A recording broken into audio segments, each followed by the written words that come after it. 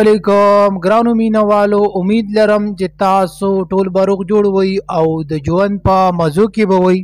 دوستانو، ډیر افسوسناکه دردناکه واقعه مخې ته راغلې ده. د نوښار نظامپور سره تعلق لرونکي یو دوه ماشومان دوستانو چا اغوا کو او د اغوا کودلو نه بعد بیا دوستانو قتل کړل. دوستانو د ماشومان خپله کې د تره زامنو او د سکول ته تلیو او د سکول نه په واپسۍ باندې چا ظالمانو رانیولي دي او د هغې نه بعد دوستانو یو ویران ځای ته بیلي دي او ارته یې قتل کړي دي.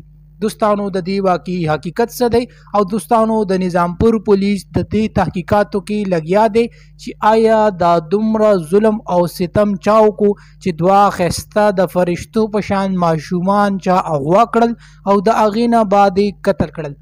دوستانو، که چېرې تاسو د مکمل معلومات نه ځان خبرول غواړئ نو دا ویډیو در سره تر اخره وګورئ چې د مکمل معلومات نه خبر شئ چې دوستانو د حقیقت څه دی او دا دومره ظلم او زیاتې د دې ماشومانو سره ولې وشول. دوستانو، ویډیو کتو نه مخکې که تاسو زموږ په دې چینل کې نه وئ نو زموږ د چینل مخه در سره ضرور سبسکرایب کړئ چې زموږ کومې نوې ویډیوګانې راځي چې هغه تاسو ته په اسانۍ سره در رسي او دې سره د ټالۍ نشان هم ووایئ چې تاسو د تازه معلومات نه زر تر زره خبرېږئ. نو ډېره افسوسناکه دردناکه واقعه مخې ته راغلې ده.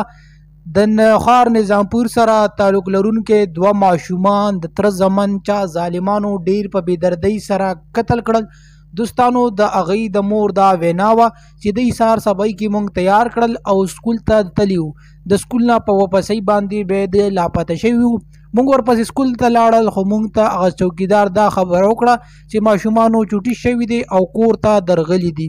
دوستانو، خو دا ماشومان کور ته نه و رغلي بلکې دا چا اغوا کړي وو او د هلته نه بیا یو ویران ځای ته بیلي او قتل کړي وو. دوستانو، مور یې په چغو چغو ژړل چې زما د فرشتې غوندې زوی او هغه نامعلومه کسانو قتل کړو. ما ته د انصاف ملاو شي که نه زه به خودکشي وکړم او خپل ځان به وسېزم. دوستانو، یقینا چې ډېر غټ ظلم او زیاتی شوی دی. دوستانو، که موږ سوچ وکړو نو ماشومانو چا له څه ظلم ورکړی یا چا سره یې څه بد کړي چې دوی ظالمانو ماشومان قتل کولو. دوستانو، که چېرې تاسو زموږ په دې چینل کې نه وئ نو د چینل مخه در سره ضرور سبسکرایب کړئ. شکریه.